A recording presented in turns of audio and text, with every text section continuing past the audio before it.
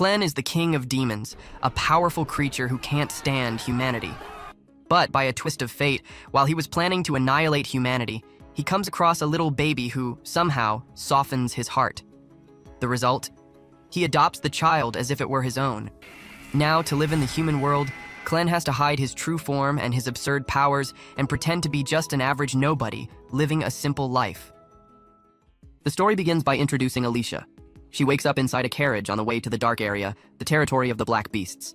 Alicia has become a heroine and is accompanied by other heroes, all arrogant and self-confident, as they carry the regal weapons of the Kingdom of Haydn, legendary artifacts of immense power. The hero Stefan orders everyone to prepare, and even gives that famous wink to Alicia, believing in his delusional mind that he is the true protagonist of the story. At that moment, the coachman interrupts the journey. The road is blocked.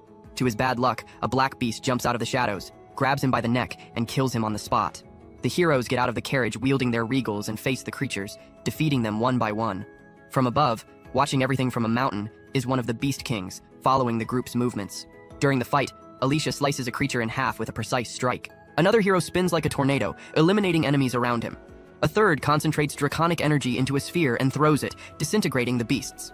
Then, they come across a gigantic hydra that spits acid, but one of the heroes jumps about 30 meters into the air and executes a cutting blow, ripping all the creature's heads off. However, one of the heads still moves, about to counterattack. Alicia acts quickly and drives her sword into the creature, ending the battle. As they advance a bit further, they reach the fortress of the King of the Black Beasts. One of the heroes, excited, exclaims that they are close to becoming legends. At that moment, everything starts to shake. At the top of the mountain, the imposing presence of the legendary Lord of the Moon Mountain appears. Everyone feels the strength emanating from that being. In the blink of an eye, he teleports like lightning and appears before the heroes. The aura and power he exudes leave everyone paralyzed. After all, they stand before the fearsome Clevites of the Moonlight, the true king of the Black Beasts. The protagonist syndrome hero comments admiringly that this creature is incomparable to the other beasts they have faced. Even so, he arrogantly declares that, since they are part of the 13 chosen heroes by the King of Haydn, they will defeat him. He charges at Clevites, followed by the others, but in a single move, he is crushed and thrown to the ground, broken like a miserable worm. The burly warrior, taken by rage, attacks without thinking, and is beheaded mid-air. One by one, the heroes are eliminated. Alicia then realizes the king uses shadows as weapons.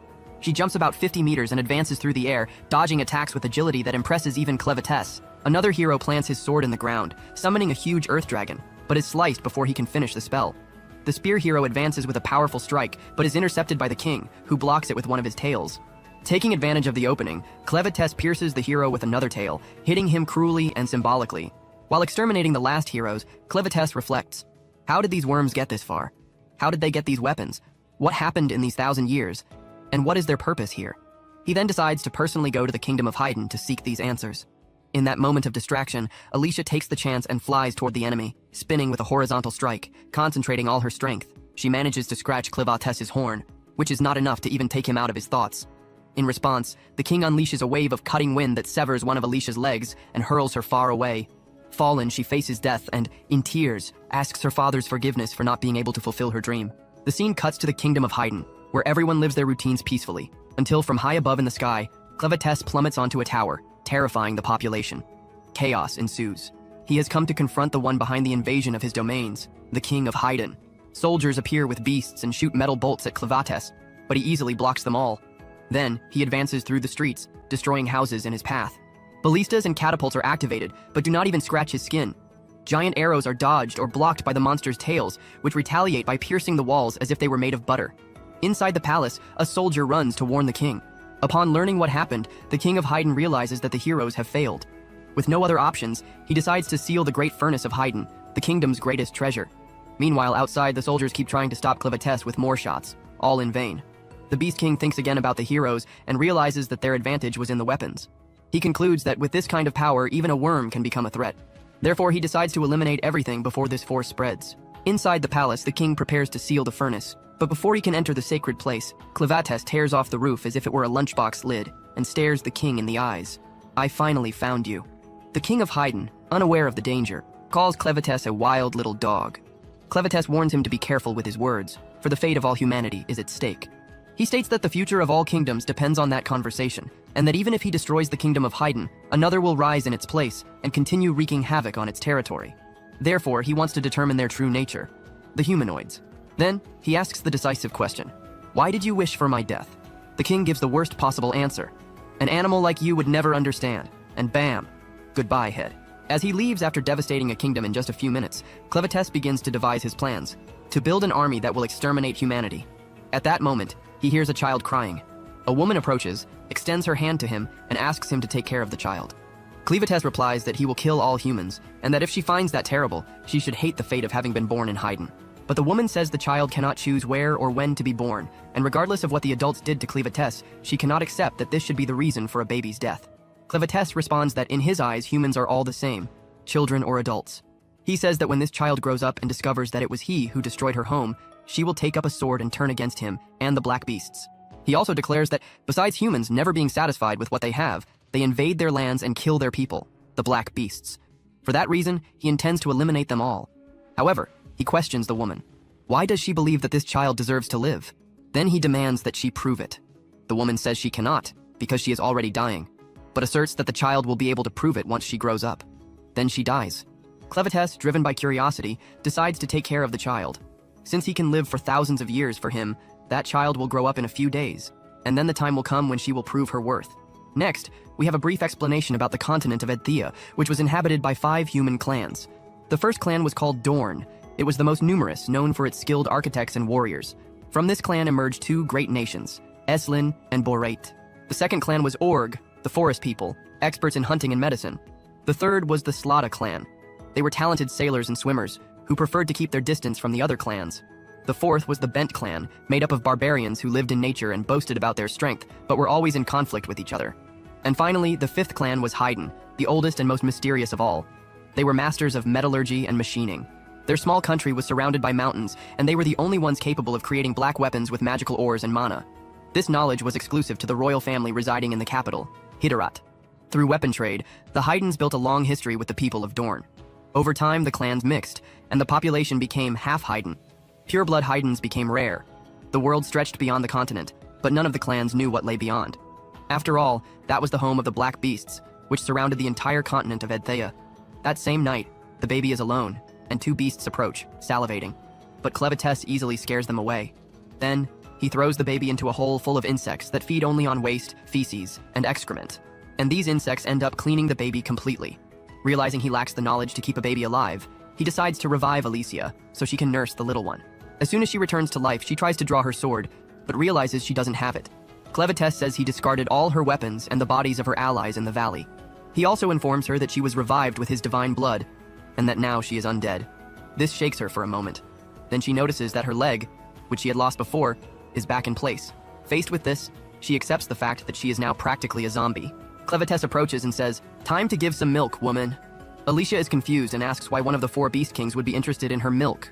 Clevites tells her to shut up and just give the milk to the child, beginning to control her body against her will. To Clevites' bad luck, Alicia is still a virgin, and therefore cannot breastfeed yet. She becomes furious, since a heroine like her had her guns exposed humiliatingly, and in a fit of rage, begs to be killed. Clevites pins her to the ground and states that she cannot die, because now his divine blood flows in her veins. The baby's little tummy rumbles with hunger, and Clevites explains that with his magical energy, he can keep the baby alive. But there's nothing he can do about the hunger. Alicia asks why he wants to take care of a baby, and Clevites replies that it's none of her business, and since she can't nurse, she'll have to be useful in another way. Alicia admits she has never taken care of a baby before, but knows a way to feed it. She explains that since the baby is missing one hand, they need to find a wet nurse, a kind of foster mother who will breastfeed the child, and for that, they need money to hire her. Clevites asks how to get this money, and Alicia says they just have to sell precious goods, like the magical ores present there. Determined, Clevites agrees with the idea, and says he will go after a wet nurse in the city. Alicia panics. She says there's no way a creature his size can enter and leave a village like it's nothing, and begs him to let her take the child alone there. Talking to herself, Alicia says she needs to get this child out of Clevites' clutches and save her somehow. Clevites denies her request and concludes that in his current form, he won't be able to properly keep up with the child's growth. So he transforms into a human, with an appearance similar to the woman who asked him to take care of the child, but with a single horn on his forehead. To infiltrate the human world, he decides to change his name to Klen, and names the child Luna. With that, the 3 set off toward the human kingdom.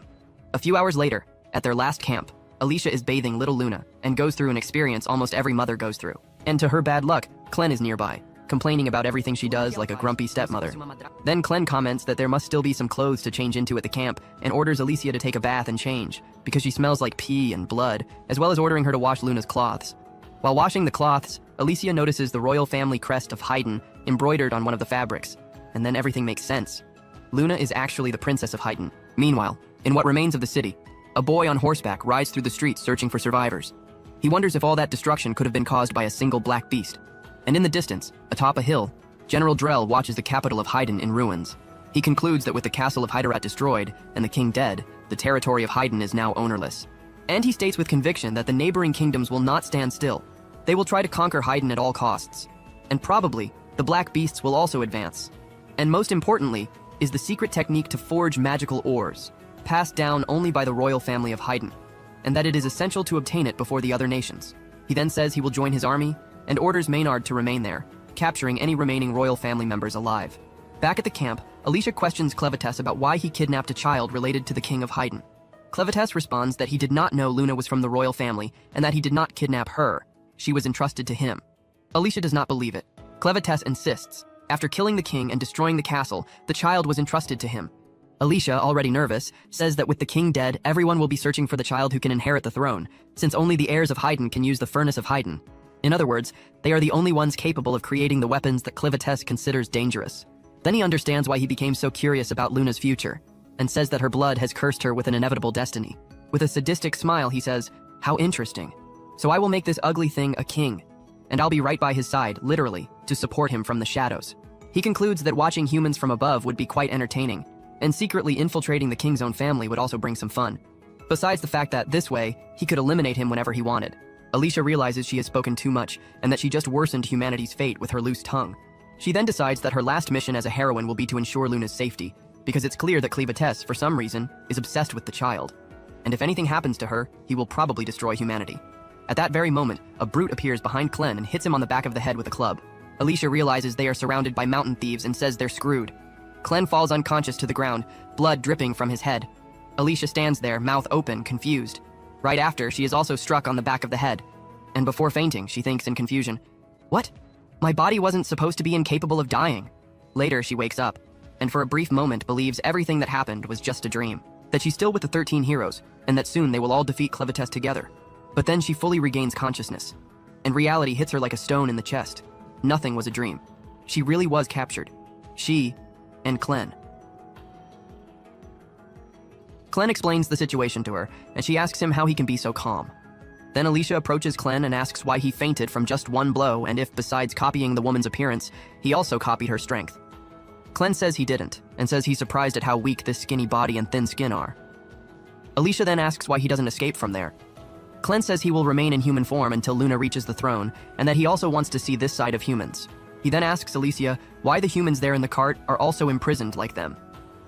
Alicia says that the men who attacked them are mountain bandits, and that since they're taking everyone alive, they'll probably be sold to a slave trader. Clen asks Alicia about the bandits' strength level, and she reveals that compared to the human level, they are weak, but won't hesitate to use any dirty trick to gain an advantage. In short, they're a bunch of despicable trash.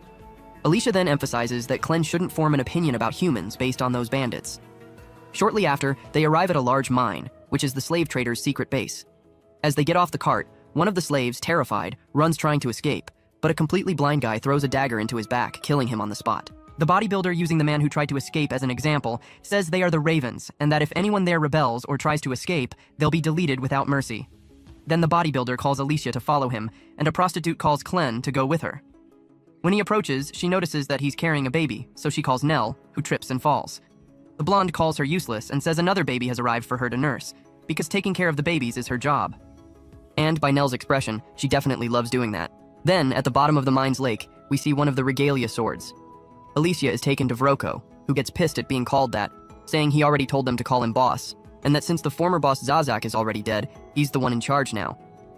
The bandits say he decided that on his own, which shows no one there really respects him. Then we see the reason he's in command. Vroko somehow managed to tame a troll he affectionately nicknamed Betty. Alicia is baffled as to how he managed such a feat. Vroko, noticing that Betty is a bit irritated, says he'll feed her one of the slaves later. Then he grabs the sack with the crystals and starts connecting the dots. Since he heard that recently the king of Haydn granted regalias to 13 heroes and sent them to the Moon Mountain to eliminate Clevetess, and that among the heroes there was a beautiful woman, but it seems they failed. And since crystals with that level of purity don't show up near humans, and Alicia came from the direction of the Moon Mountain, that definitely can't be just a coincidence. Then the bastard gropes Alicia's buttocks and says he finds it strange how calm she is in front of Betty, the troll, and that this proves she's one of the heroes. Alicia stays silent, even realizing that Vroko knows she's one of the heroes. Then he asks Alicia if she already knows that the kingdom of Haydn was destroyed by Cleavetess, and says that's the best news for them, the Ravens.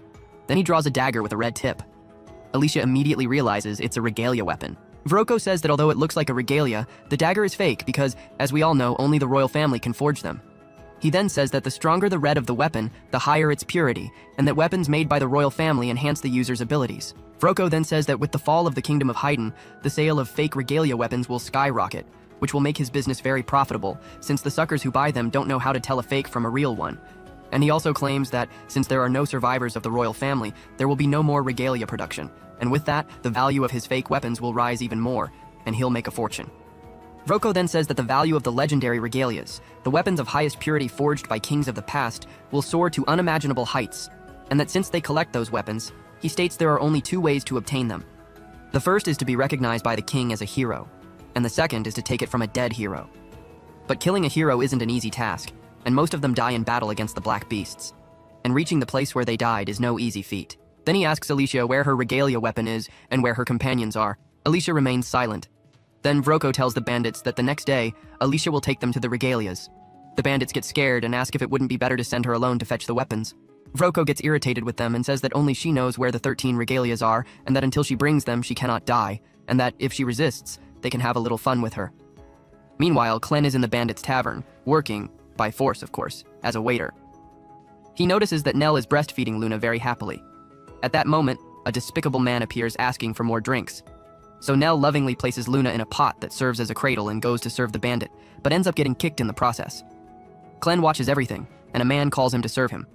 While he serves meat to the man, others also call him, saying he's good at what he does. One of the bandits says the boy, Clen, was a great find, but the blonde woman says Clen kind of gives her the creeps. Looking at his horn, she believes Clen must have org blood, but is unsure due to his extremely pale skin and red eyes. Meanwhile, the bandits keep mistreating Nell and take her outside to teach her a lesson. After getting tired of beating her, they leave. But suddenly, they start feeling dizzy and bam, that's it. They drop dead and are absorbed by Clen's shadow. Nell appears, and Clen says the following sentence: "Your breasts are magnificent." He says this not in a sexual sense, but referring to her ability to breastfeed. While talking with Nell, he asks if she's part of the bandit group. She says yes, so Clen asks her to tell him more about her life. Then Nell says she's always been part of the Ravens. She says that as a child she never knew who her father was, and that, although she had a mother, she didn't remember well what her face looked like. She says her mother was also a slave and that she would see her sometimes while hiding. I confess I cried a bit at this part while writing the script. One day her mother disappeared, when she was 12, and whether she died or not, she doesn't know. But since her mother was no longer there, she ended up becoming a target for the bandits, and that after so many punches and kicks, she lost her teeth and now only hears with one ear, and only then did she understand how much her mother protected her, but wonders at what cost. Since that moment, she lived like an animal, but things got a little better when a woman named Carm arrived. Carm taught her how to deal with the men without suffering so much. Nell says she will never be like Carm, but that everything is much better than before, and that she found a way to be useful. Since she produces a lot of milk, she can fill the bellies of the little ones. Clen says he heard that only moms can produce milk, and asks where her child is. Then Nell reveals that unfortunately, her baby was born lifeless, and that she believes it was her fault. After that, her world turned to darkness, like she'd been pulled into a cold and dark place, and that at that moment, she didn't even care whether she lived or died. But when she woke up, she saw a little one over her. Must have been around 6 months old, and she didn't even know him. And when she saw the baby's desperation, she realized that, at that moment, for the sake of that child, she would live a little longer. And the next day came another child, and then another. And she has no idea where they came from, nor where they went. She also says she ended up having other children, but all were also born lifeless. But even so, she had to stay alive, because there are little ones like Luna to breastfeed. She says she wants to give these children the chance to be happy, since her own kids didn't have that opportunity. And that's all she has to say about herself. Clen thanks her for sharing her story, and invites her to go with him. He wants to hire her as Luna's wet nurse. Clen says that although he doesn't trust humanity, he sees no reason to despise it. And most importantly, Luna liked her. Then Clen gives Nell a choice, to go with him as Luna's wet nurse, or stay there, serving as a punching bag for that scum until the end of her life. She is happy with the proposal, but says that he is also a slave there, and that she doesn't see how to escape. She also says that she needs to take care of the little ones that are still to come. Meanwhile, Alicia is led by the bandits across a wooden bridge. They tell her not to even think about jumping from there, because besides being very high, the place is full of rocks, and she would be smashed to pieces. Then she realizes that this mine was the last place of the hero Cordoir's incursion, the LB mine pit. The place is infested with creatures, and we see a man getting ready to jump into the pit. Not by choice, of course. His wife, clearly desperate, wishes him luck. Then the man gathers his courage and jumps into the pit. Alicia yells at him not to do it, because if the legends are true, the creatures that live there, the same ones that killed the hero Cordoir, will kill him. But it was too late. One of the creatures traps the man in its mouth, emerges from the pit, and devours him right in front of his poor wife, which leaves her in pure despair. Alicia is saddened by such cruelty and says that those aquatic beasts are called Arvensis. She explains that 300 years ago, they came with the water and forced the mine pit to be abandoned, and that not even the hero Cordoir, said to be the strongest of his time, was able to defeat them, and that back then, there was still a floor to fight on. Cordoir's regalia weapon was called Flow Divider, and it got that name because he split a waterfall in front of the king. Alicia then asks the bandits if that's what they're looking for down there. One of the bandits says he didn't even know the sword had a name, and asks if Alicia's sword has one too. Alicia says she would never tell scum like them. The big guy then says that Alicia still seems to not understand the situation she's in, and says there's a bunch of people eager to make the heroine squeal like a little pig. Then the blind bandit jumps onto the bridge, almost knocking everyone over in the process, and says that even though he can't see, he knows she's a beautiful woman, and that he's going to have a lot of fun with her. Then, believing herself to be immortal because of Clen's curse, Alicia dislocates her own shoulder, spins her arm, grabs the blind guy, and throws herself off the bridge along with him, plummeting down meters below until she smashes onto the rocks. After the sinister fall, Alicia's body looked like tomato paste, all smashed, unrecognizable. The two thugs up above panic just thinking about what Vroko would do if he found out. So they decide to go down quickly to confirm if Alicia was totally gone. But out of nowhere, she awakens, and realizes that Clen turned her into a top-of-the-line zombie. So far, only the left eye obeys. The rest is completely shut off. She wonders if she'll be a living statue forever. In any case, she doesn't move even by decree, pretending she turned into a corpse, just to fool those jerks up above. But lo and behold, the little blood vessels near her eye decide to take a stroll, forming the annoying little face of Clevitesse, just to call her an idiot for bleeding so much. Alicia doesn't understand anything. Why the hell does Clen appear in this cute flying puppy version? He explains that his form changes according to the stock of her magical blood. Since Alicia is useful, he's going to pump the enchanted blood back into her, ensuring everything regenerates, except what turned into sushi. Alicia, kind of freaked out, asks why he didn't just heal everything already. And Clen, dramatic as always, says he only showed up to ask a question. Clen starts by saying he got a wet nurse for Luna, Nell, one of the bandit women. But he admits he understands little about the human world. Still, he thinks Nell is being mistreated and wanted to save her. But what bugged his magical mind was that she refused the offer on the spot. He wants to know from Alicia why a sensible creature would choose to stay in this little hell. Alicia gives her opinion. Maybe Nell sees him and the baby as slaves, and a slave doesn't even have the choice to escape. So when Clen made the offer, Nell thought it was a trick. Clen assimilates the idea and asks how he can convince her. Alicia says it would be easier if he wiped out all the bandits right away, but Clen denies it because that would ruin his disguise. Then, he assigns Alicia the mission of becoming an Avenger. It makes sense. Nobody will suspect if a heroine does the cleaning. Alicia freezes before the decision, thinking she can't take it. But Clen isn't there to hear excuses and says she needs to finish the job before the baby gets hungry again. Then he disappears, injecting all the magic blood into her, which revives immediately and she begins to contort, looking like a zombie movie scene. Meanwhile, the bandits who watch everything are in shock, like, what sorcery is this? Alicia tries to breathe, but each bone re-knitting sounds like a horror show. The gang leader, disoriented, orders the guys to grab Alicia and break everything again to prevent escape. The first bandit comes close with a knife in hand. Alicia lets him stab her arm, only to then punch him in the face. She also grabs his sword, an eye patch. With the sword, she frees herself from the shackles, puts on the pirate-style Justice eye patch, and gets ready for the show. Meanwhile, Clen goes in search of Nu, promising Luna he'll convince Nell to agree to be the wet nurse. And if the baby is worried about Alicia, he assures her that she's safe. After all, she was the only human to scratch his horns in battle. Meanwhile, Carm summons Nell and scolds her for not cleaning the kitchen, but notices that Nell has a strange little smile on her face, even though she's frequently beaten. That raises suspicions. Nell tries to act innocent, saying she's just curious to know what the world outside is like. Never seen anything but this hole. Carm suspects Nell wants to escape, but Nell insists it's just curiosity. Naively, Nell slips that someone made the offer to get out of here, and confesses she was a slave. Vroko hears this part, but before he reacts, Carm steps forward, and slaps Nell for daring to want to escape before her. Vroko appears and asks about the baby, with an evil little smile, hinting that he has plans for Luna. He tells Nell to go with him, and Carm already realizes heavy punishment is coming. But she can't do anything, so she just watches, shaking to her core.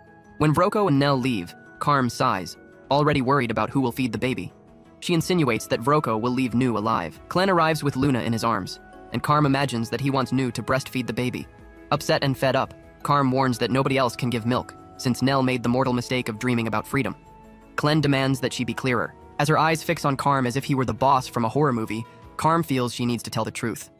Vroko has no good intentions with Nell, but she's in the dark. When Carm saw her being taken, she already sensed trouble was coming. And she wasn't wrong. Vroko drags Nell into a sinister cave, and as soon as they enter, she's stunned by the sight. She grew up among the crows, but never set foot in this corner before. She notes that, and Vroko, all pompous, says that is where he cultivates his magical ores, and explains didactically that you can make a bunch of junk with them. He even shows the lamp in his hand and says, "Made of magical ore, my daughter." The cave has various sections, and each stores its creations. They go down, and suddenly, a human skull in view. Nell goes into alert mode, but he says it's not of a person, no. Then the light goes out. She screams, desperate, and he swears it was by accident, that he'll turn it back on. But when the light returns, there's Troll Betty, and Nell almost faints. The girl screams, rips her hair, but no one hears. Vroko warns that the troll is under magic and drops the pearl. The Crow Gang is based on trust, and you betrayed ours. Want to leave? Fine, but you'll go in a closed coffin. He decrees that she has to die. Betty, eat her. Nell tries to run, struggles, reaches out her arms, regretting not having accepted Clen's little helping hand before. Now there's only hope that he shows up again. And he does. Just when she's almost becoming troll lunch, Clen arrives and Luna lets out a cry. Clen concludes that eating and being eaten is a human thing. Even demons have lunch, let alone monsters. So he doesn't blame Betty. He only blames himself for arriving late. What he doesn't understand is how a troll allows itself to be manipulated by a poor human like Vroko. Vroko gets irritated for being scolded by a child and shouts, "Want to die, Clen? Then die." He orders Betty to eat him and the baby too. But Betty isn't dumb. She recognizes the real boss. And she's undigested with Nell in her stomach. Even without Clen doing anything, Betty chokes and spits out Nu. She comes out all broken, breathing in economy mode. Clen feels he can heal but has a bigger problem. Vroko. He tells Luna that only she can comfort Nu, places the baby on her remains, and blows a honk. They fly away, and Vroko is left mouth agape. Never seen a power like that, and shouts, "This is witchcraft." Clen doesn't even know what that is, so Vroko tries to explain. Pulls out an ore and says that several magical ingredients are part of the recipe. Shows that the lamp that controls trolls comes from that. Only that, at the moment, it only works on female trolls. And since Betty is starting to resist, he releases the smell of the ore. As soon as the stench fills everything, Betty returns to zombie-obedient mode. Even Clen feels the evil omen of the stuff. Betty collapses, struggles in the chains, and tries to attack Clen, who dodges. Then he realizes he doesn't understand humans, so he never knows what to expect. He gets pissed at Alicia for not telling about the magical ores. Meanwhile, Betty is also all confused. There are too many bandits, she doesn't know where to run. She remembers training with her father, who once said, "You fail because you hesitate. Never hesitate or fear defeats you." And now she's hesitating a lot. Many targets, broke bones, and her strength comes from the clave blood, which accelerates fatigue. She needs a decent weapon, or she's doomed. So she runs toward the river, after Arventus, the legendary one's weapon. During the escape, she thinks about what could happen if she gets caught. Nothing good. The bandits speculate whether she'll jump into the cursed river, where nobody has survived for 300 years. But they're fools. She doesn't want to throw herself, she wants to cross. She jumps to the other side, straight onto scaffolding. The scoundrels realize too late and jump after. But she, quick, cuts the scaffolding, knocks them all into the water, and the monsters take care of the rest. When they notice, she's gone. But she's alive, under the water. The advantage? She doesn't drown. Due to the fact of now being immortal, thanks to clevitesse, she can't drown. And now it's waiting until she reaches the bottom, where the legendary weapon awaits her. But a sinister creature awaits her down there. While the barrel sinks to the bottom of the lake, the water pressure begins to punish Alicia. Although she cannot die, the pain is unbearable, but she holds firm, her eyes fixed on the sight of the legendary sword. Her body is already almost completely numb from lack of oxygen, but she continues swimming toward the goal. When she is about to touch the sword, a gigantic eye opens, revealing that she and the weapon are not at the bottom of the lake, but on the back of a colossal monster. Desperate, Alicia tries to reach the sword, believing her powers can save her. The monster, however, swallows her and the sword at once. With the last thread of strength, she manages to grab the weapon. At that moment, her father's words echo in her mind. She has a unique talent to unleash the power of the legendary sword, which makes her an exceptional heroine. That gives her the boost she needed to fight. With superhuman effort, Alicia escapes from the monster's mouth. Her belly is torn from the bite, and she loses a lot of magical blood. Even being half human, half zombie, she stays conscious, focused on awakening the sword's powers. When she connects with the mana of the weapon, she swings it downward, creating a thrust that makes her rise. According to Alicia, the sword has aquatic abilities, like those of a fish, perfect for underwater combat. She wonders how the legendary hero who once wielded it lost it. Maybe he was defeated by this colossal beast, perhaps an ancient demon. In this world, giant demons have lived for tens of thousands of years, hidden away. Maybe the exploration of magic awakened this creature, or the hero, not knowing the lake was the monster's lair, ended up becoming its victim. As she swims toward the surface, Alicia notices several recent bodies in the water, killed by smaller monsters. She doesn't worry about those creatures since she is much stronger, and she cuts a path with the sword until finally emerging. Upon reaching the surface, she encounters two bandit leaders waiting for her. They notice the valuable sword in her hands, but, without a shred of judgment, think to attack her. Before they can do anything, the colossal monster appears, using octopus-like tentacles to devour any human in sight. With the sword, Alicia manages to defend herself, but she knows she cannot face the beast alone. She decides to let the monster finish off the bandits and begins to move away.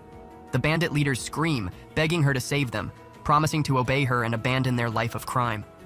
But Alicia knows these people well and knows they wouldn't hesitate to betray her.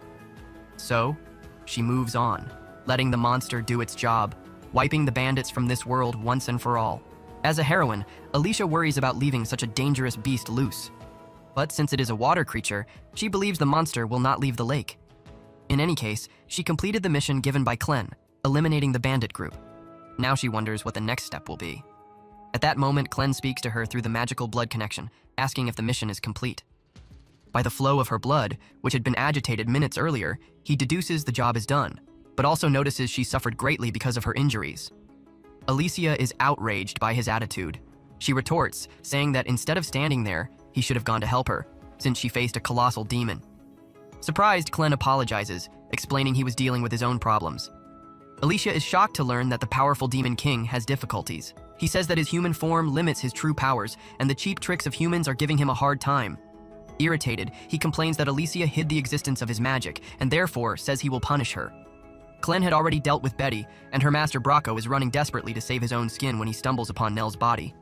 He turns and comes face to face with Luna, sitting there beside. As the villain he is, Bracco decides to kidnap the girl. Meanwhile, Alicia runs to the place following Clen's orders, who told her to appear immediately. It's not like she could disobey after all. Before speaking about this punishment, Alicia asks about the red smoke hanging in the air, but Clen evades and instead wants to know about the sword. Alicia refuses to hand it over, saying she went through a hell of a time to get it. Clen doesn't insist, but answers her question, explaining that the smoke interferes with Demon's senses, and that is why he cannot locate Luna. He could even return to his original form to dissipate the smoke, but fears it would make the cave collapse. So he passes the responsibility to Alicia, ordering her to fix the mess since she understands magic. Alicia retorts, saying she knows what magic is, but doesn't know how to use it. Clen, irritated, doesn't believe the heroine is that useless. She blames him, reminding him that he killed the other 11 heroes, some of whom knew how to use magic. Clen ignores completely and begins to scour the cave on his own. Alicia follows and asks what he will do if Bracco has already hurt Luna.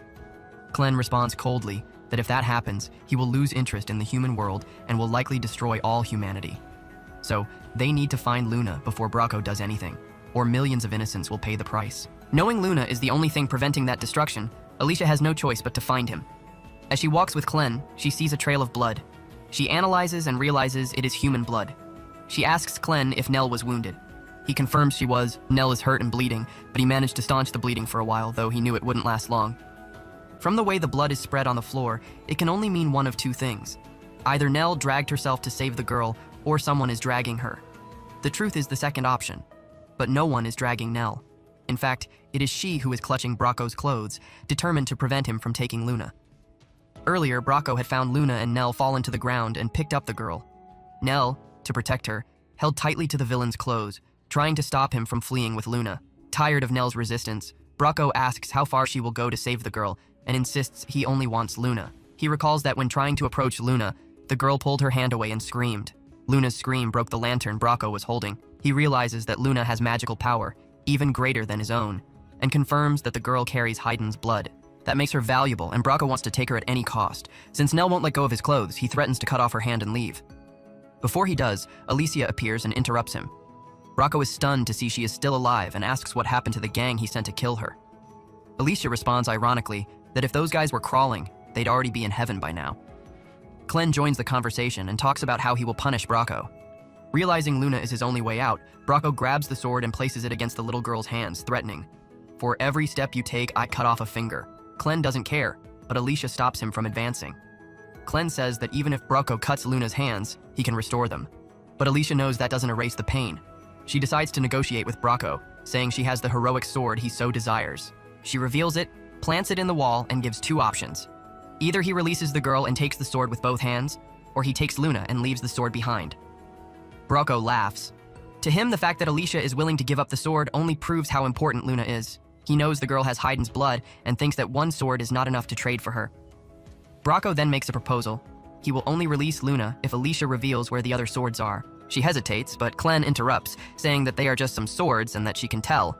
After all, they are all in the same place, Mount of the Moon, where Clem attacked the heroes before. Even if Bracco has power, he wouldn't be able to reach there. Alicia then reveals the location. Bracco laughs, thinking he has tricked both of them, as if he achieved what he wanted. Little does he know he's not dealing with fools. He takes a magical powder, throws it on himself, and begins to boast, saying he will get the swords alone. Suddenly, he becomes invisible, and Luna begins to cry. Bracco murmurs to himself, planning to leave that sword behind and go after the other 12. He begins to walk away, thinking no one sees him. But to his surprise, Alicia lands a blow on him. Astonished, he asks how she managed to see him, much less strike him. Alicia replies that she didn't need to see him. She heard him. Between Luna's sobs and Bracco's bragging about his powers, it was easy to locate him. She even taunts, saying he will never be as powerful as he would like and that he will always be weak. Clem grabs Luna back and wipes the magical powder off the girl's body, preparing to leave. Alicia asks what he will do with Nell, who is gravely injured. Clem responds bluntly that her body is too damaged. He could heal her, but it would be an enormous effort and, to him, not worth it. Alicia disagrees. She argues that Nell fought to the end to protect Luna, showing how much she wanted to keep the boy safe. If she were Luna's mother, Alicia says, she would do anything to ensure he lives. Clem reminds her that his magical blood can only be used on one person at a time. If he saves Nell, Alicia could end up dying. Alicia, who has already died once, shrugs and says that dying again isn't a big deal. She is a heroine after all, and saving people is her mission. She recalls her father's words, who always said that this was her purpose. Without hesitation, Clem withdraws Alicia's magical blood and transfers it to Nell. Nell wakes up, surprised to be alive, and asks if it was Clem who saved her. He denies it and points to Alicia, saying it was she who made the decision. If Nell wants to thank someone, she should thank Alicia. He comments that no matter how strong Alicia is, she is still human, and that in a few minutes, she will wake up. As expected, Alicia wakes and immediately searches for her sword, relieved to see it is still there. Clem hands Luna to Nell and gives her a new name, Nelluru. He says she has been reborn and therefore deserves a new name. Now, she must follow him. Nelluru hugs Luna tenderly, pressing the girl against her face while thinking of the journey to come, hoping not to be a burden.